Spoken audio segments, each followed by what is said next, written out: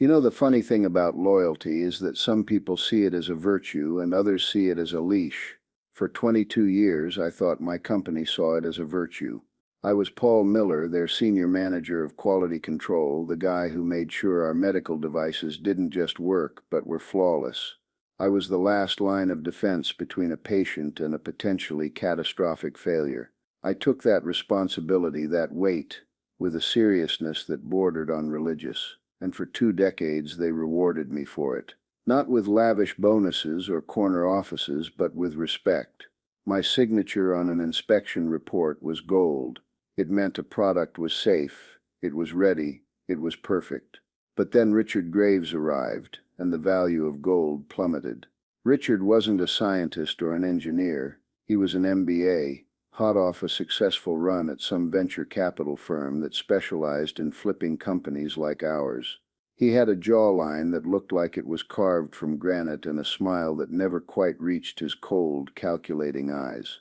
He spoke in a language of synergies, value propositions, and market penetration, a corporate dialect designed to make simple things sound profound and dangerous things sound like opportunities. He saw me, with my graying temples and my well-worn lab coat, not as an asset but as a bottleneck, a relic from a slower, less profitable time.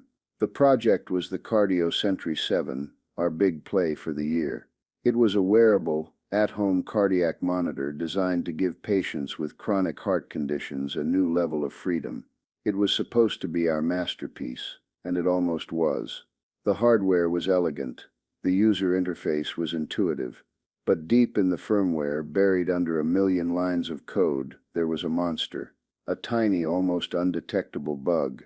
Under a very specific set of circumstances, a low battery state combined with a sudden spike in ambient electromagnetic interference, like from a faulty microwave oven, the device wouldn't just fail, it would fail silently. It would stop monitoring, but the indicator light would stay green. The app would show a steady, healthy heartbeat. It would project an image of perfect health while its user could be slipping into cardiac arrest. It was a 1 in a million shot, a ghost in the machine. But 1 in a million isn't zero. And when your product is going to be worn by 2 million people in its first year, 1 in a million starts to look like a body count. I found it during the final phase of stress testing, the part Richard had tried to streamline to cut 2 weeks from the launch schedule. I documented it meticulously. I replicated the failure 3 separate times in the lab. My report was ironclad, a monument of data and diagnostics. I took it to Richard's office, a glass box that overlooked the entire engineering floor, and laid it on his ridiculously expensive mahogany desk. He didn't even open the binder, he just steepled his fingers, leaned back in his leather throne, and gave me that smile. That cold, empty smile. He said, "You're a perfectionist, Paul. That's great. It's what we love about you.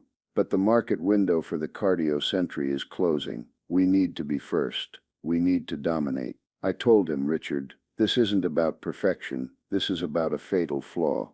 A silent failure mode is the single worst thing a medical device can have. We have to fix this." He sighed, a theatrical display of a patient man dealing with a difficult child. He said, "The odds, Paul. Tell me the odds." I told him the odds, 1 in a million, maybe less. "And that's an acceptable risk," he declared, as if he had just solved a complex mathematical equation. "We'll issue a firmware patch in the first quarter. After launch, we'll add a line in the user manual about potential interference. Legal has already looked at it. It's covered." Covered. I felt a cold knot form in my stomach.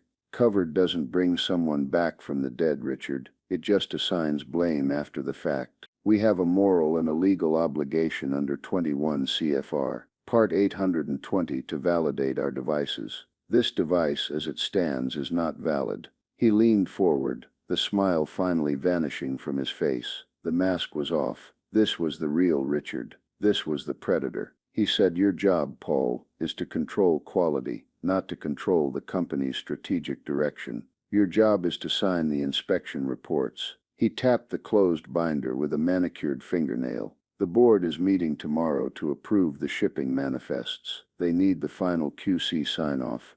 Your sign-off. I stood my ground. My signature is my word, and my word is that this device is not safe. I will not sign it. Richard stood up and walked around the desk until he was standing uncomfortably close to me, invading the personal space. He was a good 6 inches taller than me, a fact he was clearly using to his advantage. He lowered his voice to a conspiratorial whisper. I know about your situation, Paul. I know things are tight. I know about your son, Leo. I know what his care costs. A man in your position, a man with your responsibilities. He can't afford to be unemployed. He can't afford to lose that top-tier health insurance. Think about it. Think about what's really important here. Is it some abstract 1 in a million chance, or is it the son who depends on you? The blood drained from my face. It was one thing to disagree, to argue about risk and profit. It was another thing entirely to take my family, to take my son's health, and turn it into a weapon. He was holding my life in his hands and squeezing. He saw the flicker of fear in my eyes, and his smile returned, victorious this time. He thought he had me. He thought I was just another cog in his machine, a man who could be bought and intimidated. He thought he knew my price. He walked back to his desk and slid the final inspection packet across the mahogany. Sign it, Paul, or you'll be cleaning out your desk by lunch. He thinks he's cornered me. He thinks this is checkmate. I picked up the packet, my hand steady despite the rage churning in my gut. I looked him in the eye and said, I'll need some time to review the final documentation. I'll have it on your desk by the end of the day. He nodded, smug. Good. I knew you'd see things our way. I walked out of his glass cage and back to my office, the packet feeling like a lead weight in my hand. He thought he'd won. He thought he'd broken me. But what Richard, in his infinite MBA-fueled wisdom, failed to understand is that you can't corner a man who has already lost everything that matters. You can't threaten a man who has sat in a sterile hospital room, holding his son's tiny hand, and prayed to a God he wasn't sure he believed in for just one more day. The fear he was trying to use against me. I lived with a bigger, colder, more profound fear every single day. His threats were amateur hour. He hadn't cornered me. He'd just shown me exactly who he was. And in doing so, he'd unleashed something he was in no way prepared to deal with. He'd unleashed me. I sat down at my desk, but I didn't open the inspection packet. Instead, I opened a blank document. I didn't refuse to do my job. I decided to do it. I was going to do my job with such meticulous by-the-book, legally fortified integrity that it would grind his entire plan to a halt. The header was simple, formal, memorandum. I addressed it to him, to our CEO, Martin Harrison, and to our Chief Corporate Counsel, Eleanor Chen. The subject line was just as clean: formal request for extended validation testing for Cardiosentry 7 device. I was about to build a paper cage so strong, so perfect, that they'd have no choice but to walk into it themselves. If you're enjoying this story so far, do me a favor and hit that like button, and make sure you're subscribed for more stories about getting one over on the people who think they have all the power. Let me know in the comments what you would have done in my shoes. The hours after leaving Richard's office were a blur of cold, focused rage. I didn't go home. I didn't call my wife Helen. I couldn't. If I heard her voice, the carefully constructed dam holding back my fear and fury would crumble. I needed the anger. It was a tool, a lens that brought everything into sharp, perfect focus. I sat in my quiet, sterile office, the hum of the ventilation system the only sound, and I let the reality of Richard's threat sink in. It wasn't just a job. It was my son, Leo. Leo was born with a heart that was a beautiful, tragic work of art, a condition called tetralogy of Fallot, 4 distinct defects that conspired to starve his little body of oxygen. He'd had his first open-heart surgery at 6 months old, a second at age 4. We lived our lives in 3-month intervals, between checkups with his pediatric cardiologist, Dr. Evans. Our savings account had been hollowed out years ago. Helen, a brilliant graphic designer, had to quit her job to become Leo's full-time caregiver, a role that involved a dizzying schedule of medications, therapies, and emergency room visits. My salary, and more importantly, the gold-plated corporate health insurance that came with it, was the only thing keeping our heads above an ocean of medical debt. Richard knew this. He must have had HR pull my file. The thought of him poring over my dependent care spending accounts, my insurance claims, made my skin crawl. He wasn't just my boss. He was a vulture picking over the details of my life, looking for weaknesses. I remembered a conversation with Helen from a few months back. We were sitting at the kitchen table late one night, a mountain of bills between us. Not just from the hospital, but from the pharmacy, the physical therapist, the nutritionist. It was a paper monument to our vulnerability. Helen had looked at me, her eyes filled with a weariness that broke my heart, and she'd asked if everything was okay at work. I'd noticed a change, she'd said, a new tension in my shoulders. I told her about Richard, about his obsession with speed, with cutting costs. I told her about the little things, skipping a tertiary test on a batch of glucose meters, using a cheaper, less reliable supplier for the plastic casings on our infusion pumps. I had fought him on every single one, and I had won mostly. But each victory had cost me political capital. Each time, he'd looked at me with a little more disdain, a little more impatience. I confessed to Helen my fear that he was building a case against me, painting me as an obstructionist, a dinosaur who didn't understand the new agile way of doing business. Her response had surprised me. She reached across the table and put her hand on mine. Her hand was warm, steady. She said, "Paul, your job is to keep people safe. That's not a business strategy. That's a moral imperative. If you ever feel like you have to compromise on that, you come home. We'll figure it out. We'll sell the house. We'll move in with my parents. We will survive. But we will not lose you. We will not let this job turn you into someone we don't recognize." At the time, I thought she was just being supportive. I didn't realize she was handing me a key. The key to a cage I hadn't even realized I was in. The cage of fear. She was telling me it was okay to lose the house, to lose the stability, as long as I didn't lose myself. Richard thought my family was my weakness, the leverage he could use to bend me to his will. He was wrong. They were my strength. They were the very reason I couldn't sign that report. How could I look my son in the eye, a boy who was kept alive by the miracles of medical technology, if I knowingly approved a device that could fail another family's child? The hypocrisy would have been a poison more potent than any threat Richard could ever make. That memory solidified my resolve. The fire of my anger cooled into something harder, colder. It became steel. This was no longer just about stopping a dangerous product. It was about dismantling the system of casual, arrogant corruption that Richard was trying to build. He thought he could use the rules of the corporate game against me. Fine, I would use them against him. But I would use the real rule book, the one written in federal regulations and bound by legal precedent, not the flimsy one he'd made up in his head. I had to be smarter than him. A simple refusal was a dead end. He'd fire me for insubordination, and it would be his word against mine.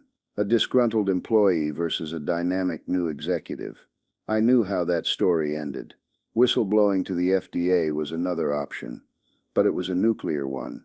It would mire the company in investigations for years, potentially sinking it and taking hundreds of innocent jobs with it.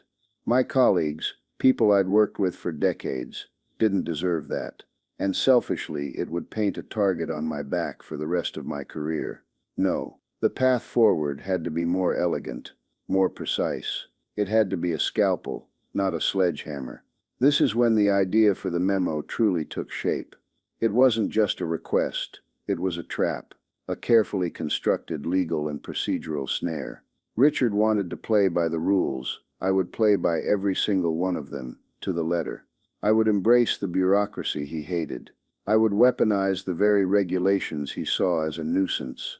I'd do my job so well, so thoroughly, that it would be his undoing. Before I started writing, I made a call, not to a lawyer, not yet.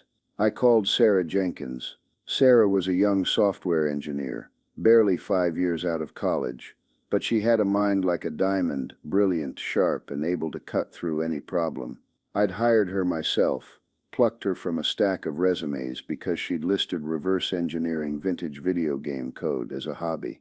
I knew that kind of curiosity was a sign of a true problem solver. She was the lead coder on the Cardio Sentry's firmware. She knew it better than anyone, even the original designers. I found her in the small, quiet lab we called the library, a room filled with old testing equipment and schematics. She was sipping a massive can of some foul-smelling energy drink and staring at a screen of scrolling code.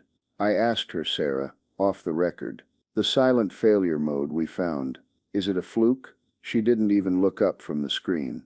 She said, "No way, Paul. It's a race condition, a deep one. The power management microcontroller and the main processor argue about who gets the last dregs of battery juice.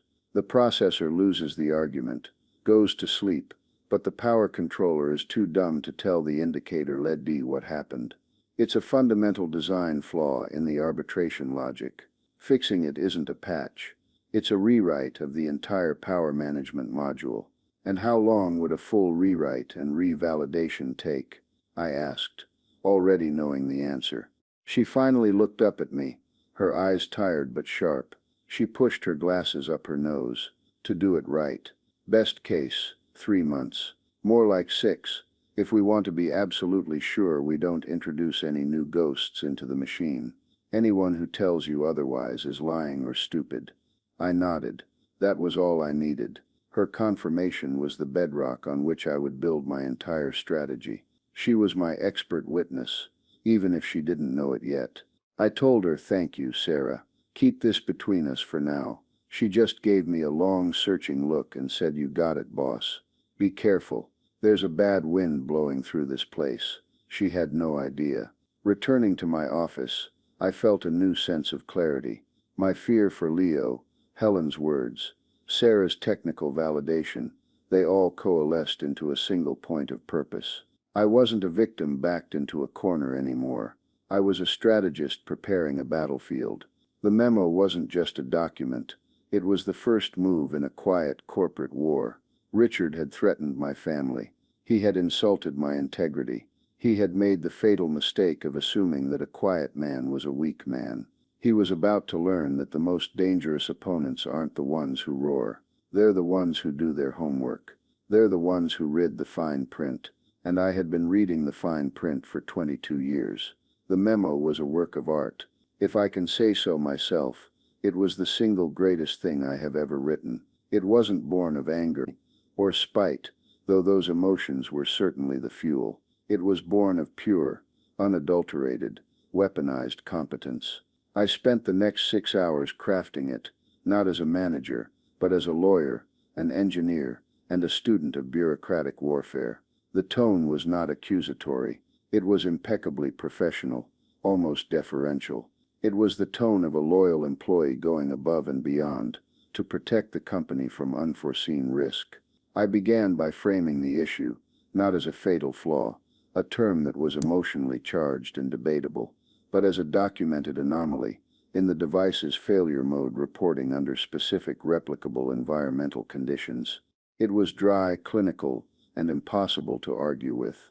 I attached my full test report as Appendix A, complete with charts, graphs, and a step-by-step methodology for replicating the glitch. I was laying out the evidence, not making a case. The evidence would make the case for me. The heart of the memo, the part that would become the poison pill, was the recommendations section. This is where I leveraged my 2 decades of experience with the Food and Drug Administration's regulations. Richard saw the FDA as a toothless old tiger you could distract with paperwork. I knew better. The FDA was a sleeping giant. You didn't want to wake it up. And the one thing that woke it up faster than anything was the suspicion that a company knew about a safety issue and didn't take every conceivable step to mitigate it. So I didn't just recommend fixing the bug. That was too simple, too easy for them to dismiss as my opinion. Instead, I formally requested, citing the specific statutes, a comprehensive battery of new tests to ensure 100% product safety and full compliance with 21 CFR. Part 820. Each test I proposed was technically justifiable, legally sound, not coincidentally catastrophically expensive and time-consuming. First, I requested a full third-party software architecture and safety audit by an independent certified firm. I even suggested 3 of the most prestigious and most expensive firms in the country. This wasn't just about finding the bug, it was about having an outside expert validate that the entire software development process was sound. The subtext was clear. If our internal team missed this, what else did they miss? This would take at least 2 months and cost $250,000. Easy. Second, I requested extended environmental stress testing, citing the electromagnetic interference factor. I proposed a new series of tests in a specialized anechoic chamber, simulating a dozen different high-interference environments, from industrial kitchens to proximity to high-power transmission lines. I argued that since this was a home-use device, we had to account for a chaotic and unpredictable user environment. This was perfectly logical. It would also add another 6 weeks to the timeline and $100,000 in lab rental fees. Third, and this was the masterstroke, I requested a longitudinal study on battery degradation and its effect on processor performance. I argued that our initial tests only covered the battery in its optimal state. What happens after a year, after 2 years, after 500 charge cycles? Does the race condition that Sarah identified get worse as the battery ages? It was a valid scientific question. To answer it, we would need to artificially age hundreds of batteries and run them through continuous long-term testing. The timeline for that? 6 months, minimum. The cost? Astronomical. I wrapped it all up in a closing paragraph that was a masterpiece of corporate doublespeak, a language I had learned to despise but now used with surgical precision. I am confident, I wrote, that by undertaking these proactive and thorough validation measures, we can preemptively address any potential regulatory concerns and launch the Cardio Sentry 7, not just as a market leader, but as the undisputed gold standard for patient safety in the industry. I look forward to marshaling my department's full resources to support this critical initiative. Proactive, thorough, gold standard, critical initiative. It was all bullshit, but it was beautiful, legally binding bullshit. I was using their own language to build my fortress. Before sending it, I took one final preparatory step. I had a friend, a guy named Tom, who was a partner at a small employment law firm. I called him, catching him on his drive home. I didn't give him the full story, just the hypotheticals. I asked him, Tom, what's the legal difference between an employee who refuses to sign a safety report and gets fired, and an employee who documents a safety concern and formally requests, on the record, that the company follow its own procedures and federal law to address it? Tom was quiet for a moment, and then I heard him chuckle. He said, Paul, that's the difference between a fired employee with a weak wrongful termination claim and a corporate officer who has just put his company in a state of legal check. The first guy is a problem for HR. The second guy, if they fire him or ignore him, becomes a problem for the Department of Justice. The first guy is making a complaint. The second guy is creating a paper trail. If something goes wrong with that product down the line, that memo becomes Exhibit A in a lawsuit that could strip the company down to the studs. The lawyers for the plaintiffs would build a statue of that guy. That was all I needed to hear. My hand wasn't even shaking when I attached the file to the email. The recipient list was small and lethal. Richard Graves, Martin Harrison, CEO, Eleanor Chen, Chief Corporate Counsel. Putting the CEO and the top lawyer on the email was crucial. It meant Richard couldn't just bury it. It was now officially on the radar of the 2 people whose primary job was to keep the company and themselves out of prison. I proofread it one last time. The language was sterile, the logic was sound, the citations were accurate. It was a perfectly crafted document. A declaration of war disguised as a safety report. A resignation letter for my boss, even though he didn't know it yet. I hovered the mouse over the send button. I thought of Leo. I thought of Helen's hand on mine at the kitchen table. I thought of 22 years of doing things the right way. And I clicked it. The email vanished from my outbox with a faint whoosh. The first shot had been fired in a war that, up until that moment, had only been raging inside my own head. Now it was real, and the silence that followed was the loudest sound I had ever heard. The 24 hours after I sent that memo were some of the longest of my life. I went home finally. I walked in the door and Helen knew immediately. She didn't even have to ask. She just saw it on my face. The exhaustion. The release. She wrapped her arms around me and held on tight. I buried my face in her shoulder, and for the first time all day I let myself feel the terror that was lurking beneath the anger. "What have I done?" I whispered. She just held me tighter and said, "You did the right thing, Paul. You did the only thing you could do. We'll be okay." I wasn't so sure. I slept in fits and starts, my dreams a chaotic slideshow of legal documents, scrolling code, and Richard's smug, triumphant face. I kept expecting my phone to ring with a summons from HR, a furious tirade from Richard something. But there was nothing, just an unnerving, profound silence. The next morning I walked into the office like it was any other day. I got my coffee. I said good morning to my team. I sat at my desk and started working on the QC protocols for a different project, a new line of sterile swabs. It was the most normal, most surreal day of my career. The entire building seemed to be holding its breath. People avoided my gaze. Whispers would die down as I walked past the cubicles. I was a ghost haunting my own workplace. Richard's office door, his glass cage, was closed, the blinds drawn. I hadn't seen him do that in the 2 years he'd been here. He was a man who liked to be seen. Something was happening.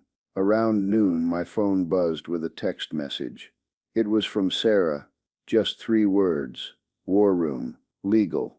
The war room was a conference room on the executive floor, soundproofed and windowless. It was where the big secret decisions were made. A text from Sarah an hour later. "Harrison is here. And Chen. Richard looks like he's going to be sick." I allowed myself a small, grim smile. The memo had landed exactly as I intended. It wasn't just a problem for Richard to solve anymore. It was a 5-alarm fire on the executive floor. He had tried to make this a personal battle between him and me, a simple power play. I had successfully escalated it into a corporate crisis that threatened the entire leadership team. They weren't discussing my insubordination. They were discussing their own liability. The afternoon wore on. The silence from the executive suite was deafening. I continued my work, meticulously documenting batch numbers for the sterile swabs. It was grounding, the simple, honest work of quality control. This is what I do, I thought. I check the details. I find the flaws. I protect people. It's who I am. Just before 5 o'clock, the spell broke. Richard appeared at the door of my office. He didn't knock. He just stood there, his face pale, his usual cocksure swagger completely gone. He looked smaller, somehow, deflated. He closed the door behind him. "Paul," he said, his voice strained, "we need to talk." I swiveled in my chair to face him, but didn't stand up. I just looked at him, my expression neutral. "I'm listening, Richard." He tried to force a smile, but it was a gruesome, twitching thing. "Look, I think we got off on the wrong foot yesterday. I was under a lot of pressure. The board, the investors, you know how it is." I didn't say anything. I just let him talk, let him squirm. "This memo," he said, gesturing vaguely towards the ceiling, as if it were floating in the air above us. "It's very thorough, very detailed, a little overzealous, maybe. But your commitment to quality is, as always, admirable." I just kept looking at him. He cleared his throat. "The thing is, Paul, a formal request like this, it triggers a lot of automatic, processes. Bureaucracy. It slows everything down. It's not agile. It's the procedure, Richard. The one you yourself approved in your first month here. The streamlined quality assurance protocol. It's your document. I'm just following it. The mention of his own failed initiative seemed to land like a physical blow. He flinched. Right, yes. Well, look, what I'm saying is, there might be a more efficient way to handle this. We can pull the top guys from engineering, make it an all-hands-on-deck sprint. We can fix the bug internally. No need to bring in these expensive outside firms. No need for all this drama. We can make this memo disappear. A simple retraction from you, citing a re-evaluation of the data. We can say the initial test was a false positive. We can handle this. So you want me to lie, I said, my voice flat and cold. You want me to commit fraud and put it in writing, after I already put the truth in writing and sent it to the CEO and chief counsel. Is that your efficient solution? His face went from pale to ghostly white. Fraud? No, of course not. That's not what I'm saying. I'm talking about managing the narrative. I leaned forward in my chair. Let me be very clear, Richard. The memo is not a negotiation. It is a formal, documented statement of fact. The device has a flaw. The company is now legally aware of that flaw. My professional recommendation, as the head of quality control, is the series of tests outlined in that document.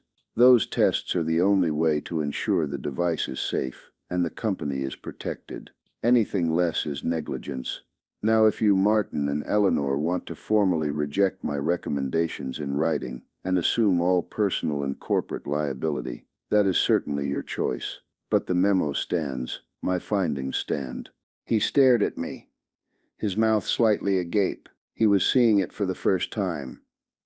The cage, he was in it, and the door had just slammed shut. The smug, arrogant predator was gone. In his place was a scared, cornered animal. He had no moves left. If he fired me, it would look like retaliation, and my memo would become a nuke with my name on it. If he ignored me, he, Harrison, and Chen would be on the hook for any and all consequences. His only option was to comply, to approve the very tests he knew would derail his launch, kill his bonus, and make him look like a fool to the board. He just stood there for a full minute, speechless. The silence in the room was thick with his defeat. Finally, he just shook his head, turned, and walked out of my office, closing the door softly behind him. He didn't slam it. It was the sound of a surrender. The next morning, the official email went out to the entire company. It was from Martin Harrison's office. To ensure the utmost confidence in our upcoming flagship product, the launch of the CardioSentry 7 will be temporarily postponed to accommodate an expanded series of quality assurance protocols. We are committed to delivering products that represent the highest standards of safety and reliability. Temporarily postponed. Expanded protocols. It was corporate poetry, but everyone knew what it meant. I had won, but I knew this was only the first battle. The war was far from over. Richard was wounded, but he wasn't gone. And a man like that, a man with nothing left to lose, is a dangerous thing. I had taken his power. Now I had to wait and see what he would do with his rage. The fallout from the launch delay was immediate and catastrophic, but not in the way you might think. It wasn't a big, explosive event. It was more like a slow, structural collapse. The company's stock, which had been climbing in anticipation of the CardioSentry launch, dipped by 8% overnight. Not a crash, but a serious wound.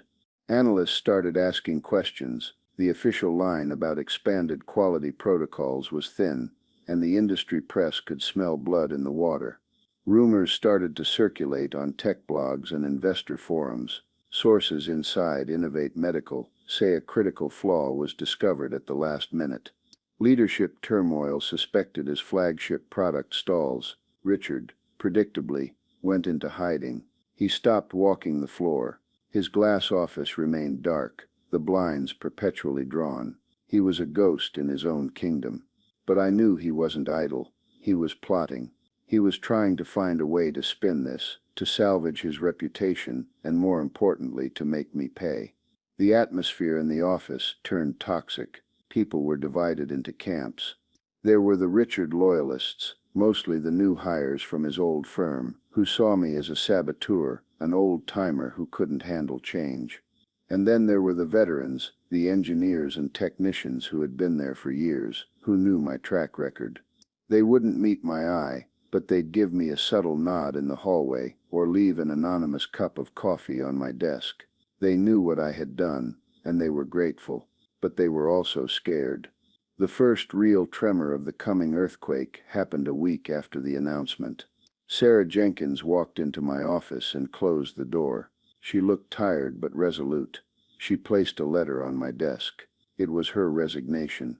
"I can't do it, Paul," she said, her voice firm.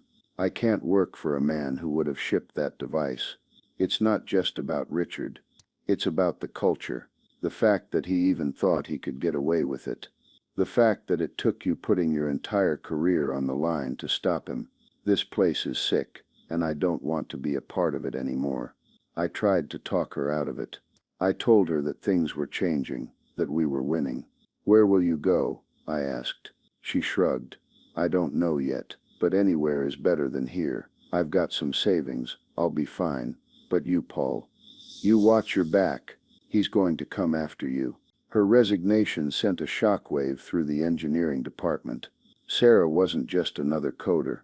She was the heart of the Cardiosentry project. She was the one who understood the labyrinthine firmware, the one who could debug problems nobody else could even identify. Her leaving wasn't just a loss of personnel. It was a critical loss of institutional knowledge, and it was a vote of no confidence in the company's leadership that was impossible to ignore. 2 days later, David Chen, our lead hardware engineer for over 15 years, followed her out the door. Then Maria Flores, the head of materials science. It was an exodus, not a flood, but a steady, deliberate drain of the company's best and brightest. These weren't just employees, they were the pillars holding the whole place up, and I had inadvertently kicked them out. They weren't leaving because of me. They were leaving because I had shown them the truth about the company they were working for. The competence, the talent that Richard had taken for granted was walking out the door. It turns out that competence isn't cheap until you lose it. Richard had to do something. The board was breathing down his neck. The stock was still sliding. The exodus of top talent was becoming a full-blown crisis. He needed a win. He needed to show that he was still in control, and that's when he made his last desperate move. I was called into a meeting, not in Richard's office, but in the main executive conference room, the big one. When I walked in, it wasn't just Richard. Martin Harrison, the CEO, was there. Eleanor Chen, the lawyer, was there. And a woman I didn't recognize from human resources was sitting in the corner taking notes. This was an ambush. Richard started the meeting, trying to project an air of magnanimity, but it was painfully forced. "Paul," he began, "we've had some time to reflect on the events of the past few weeks, and we've come to a conclusion. You were right." I almost laughed out loud. The sheer disingenuousness of it was breathtaking. He continued, "Your commitment to quality, while disruptive, was ultimately in the company's best interest. You showed us that we had a blind spot, and for that we are grateful." Martin Harrison, the CEO, cleared his throat and took over.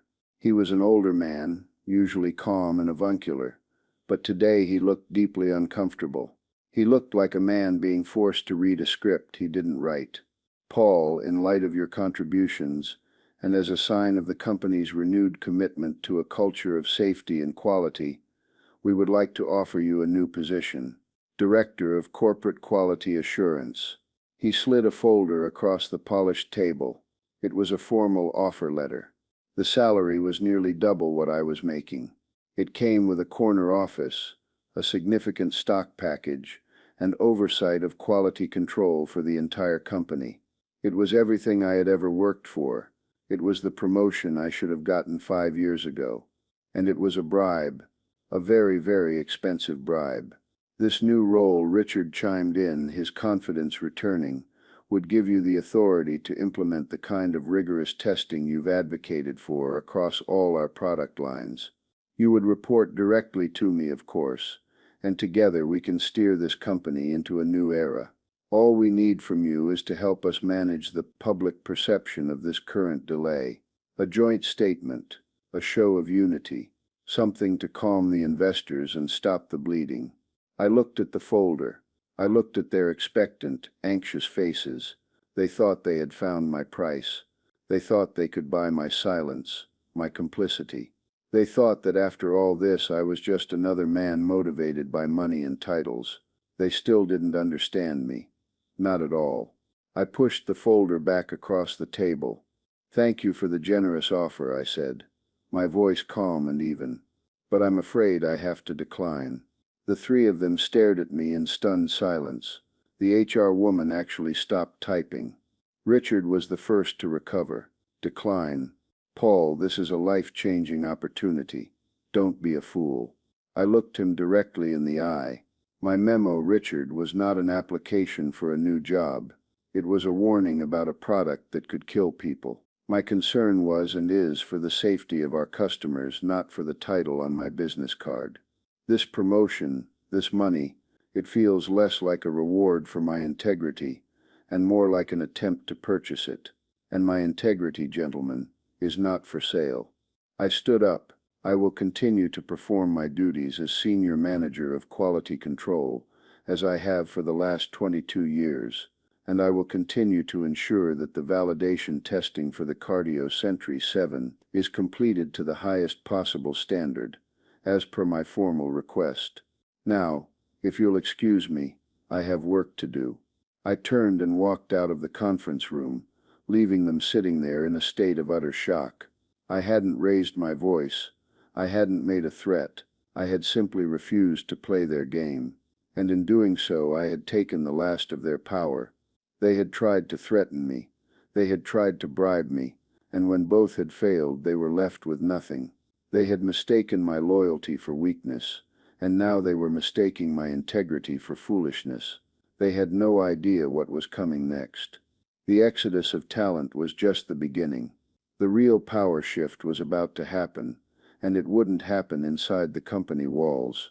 It would happen out in the world they had forgotten even existed, the world where our customers lived. The weeks that followed my rejection of their offer were a strange cold war. The third-party audit of the Cardio Sentry 7 software was underway, and the initial reports leaking back to us were, to put it mildly, damning. The independent auditors were finding not just the race condition I had flagged, but a half-dozen other sloppy, amateurish bugs.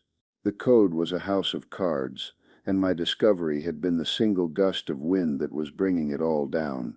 The company was hemorrhaging money on the audit, the new testing, and the salaries of the key people who had left, whose work now had to be outsourced to expensive contractors. Richard was a pariah. The board had effectively sidelined him. He still had his title, but he had no real power. He spent his days in his office, sending pointless emails and trying to look busy. He was a dead man walking, and everyone knew it. But the real vindication, the moment that changed everything, came from a place I never expected. My phone rang one afternoon. The caller ID was a number I didn't recognize, but it had a Houston area code. I almost let it go to voicemail, but something told me to answer it. "Paul Miller," I said.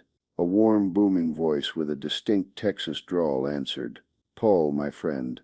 It's John Connolly, from Omnicare Health." My heart skipped a beat.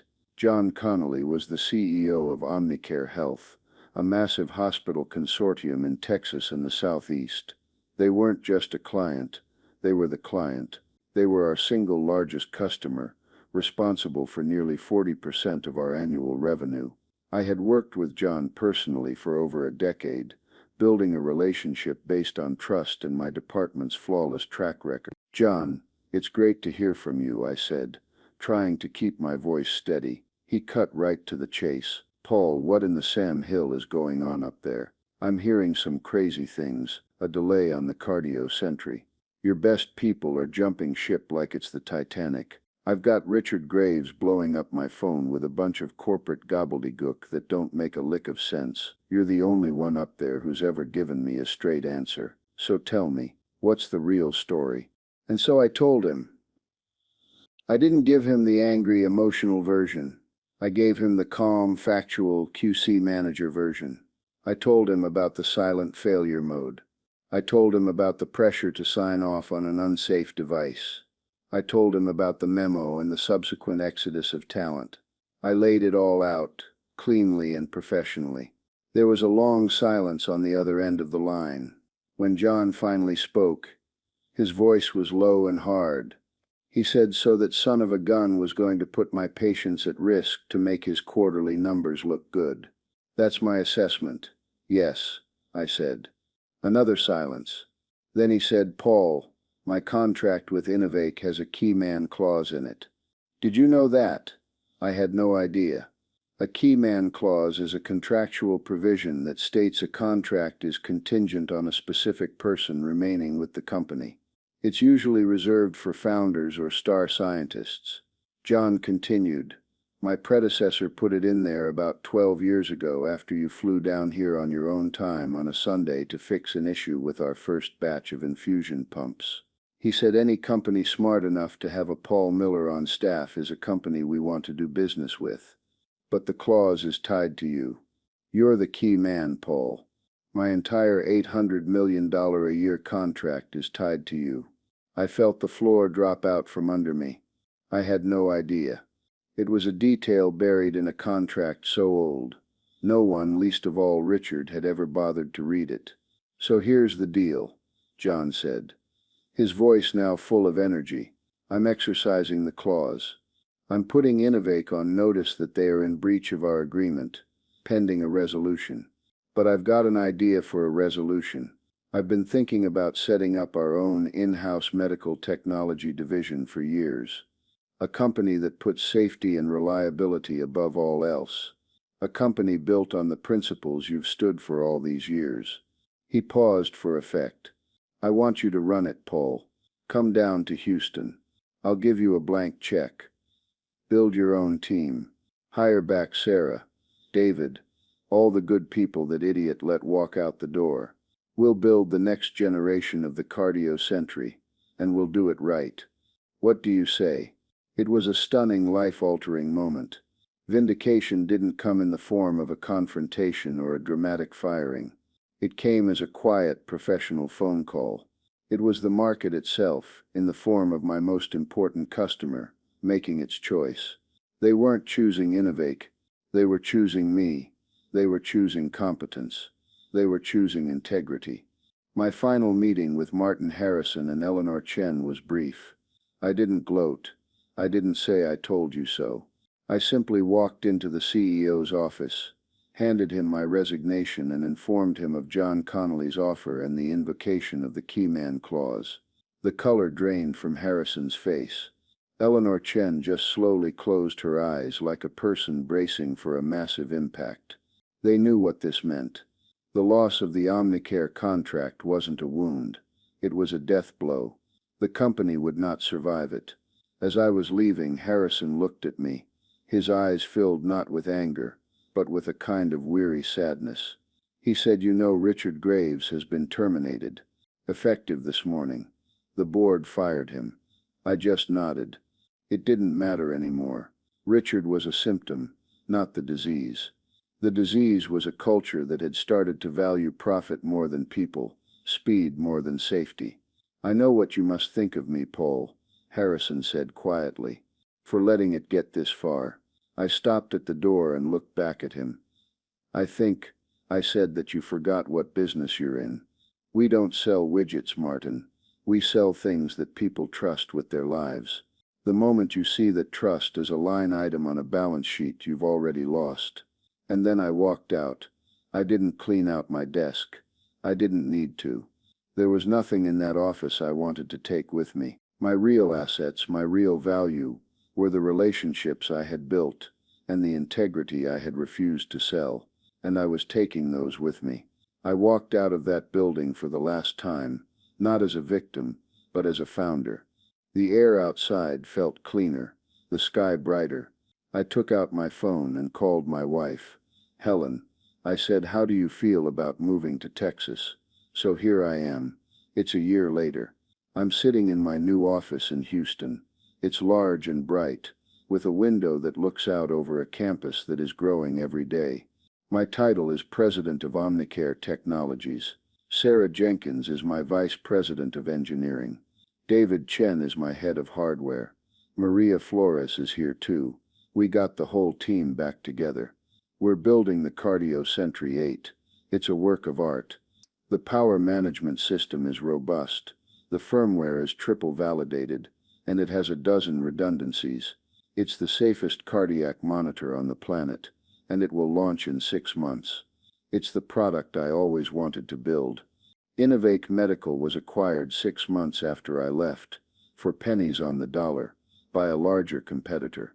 They were stripped for their patents. The name doesn't even exist anymore. Harrison was forced into an early, quiet retirement. Richard Graves, from what I hear, is unemployable in the medical device industry. His name is poison. They didn't just lose a company. They lost their reputations, which in the end is the only currency that truly matters. On my desk, next to my computer, is a framed picture of my son Leo. He's 9 years old now, and he's thriving. His last checkup was the best he's ever had. He's the reason I fought so hard, not just to protect his future, but to honor the quiet courage he shows every single day. My fight was nothing compared to his. The lesson in all of this is simple. In the corporate world, they will often mistake your quiet competence for passivity. They'll mistake your loyalty for a leash they can use to control you. They'll push you and push you, thinking you'll never break. But a person of integrity doesn't break. They recalibrate. They take the pressure and the threats and the fear, and they forge it into a tool. They don't get loud, they get strategic. They don't get angry, they get meticulous. They thought they had me backed into a corner, with my son's health as a gun to my head, but they failed to understand a fundamental truth. A person's deepest vulnerability is also the source of their greatest strength. My love for my family, the very thing he tried to use against me, was the one thing that made me unbreakable. So if you're out there feeling undervalued, overlooked, or pushed to a moral breaking point, remember this: don't just refuse, document. Don't just complain, strategize. Do your job with such unimpeachable integrity that it becomes a weapon, because in the end, the system isn't designed to reward bullies and corner cutters. It's designed to reward competence. Sometimes you just have to be the one to remind it. Thanks for listening to my story. If it resonated with you, I'd really appreciate it if you'd like this video. Leave a comment below telling me about a time you had to stand your ground at work, and don't forget to share this with someone who might need to hear it. For more stories about turning the tables on those who underestimate you, make sure you hit that subscribe button and ring the notification bell. Until next time.